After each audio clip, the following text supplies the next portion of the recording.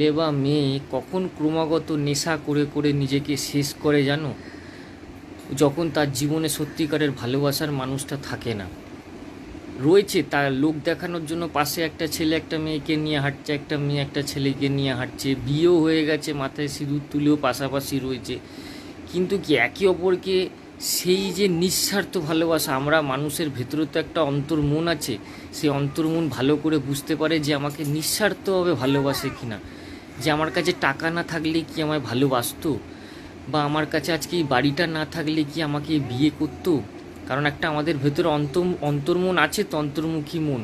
ও যখন বুঝতে পেরে যায় না যে না, এই আমার একটা এই বাড়ি দেখে আমায় বিয়ে করেছে, এ আমাকে বাচ্চা পাবে বলে আমার সাথে বিয়ে করেছে, এ আমার রূপ আছে বলে আমাকে বিয়ে করেছে, হোক না শাঁখা সিঁদুর পরে মানুষটা, পলা পরে মানুষটা পাশে রয়েছে, হোক না রেজিস্ট্রি ম্যারেজ হয়ে যাওয়ার পর বিবাহ করেও ছেলেটা আমার পাশে রয়েছে, পুরুষটা।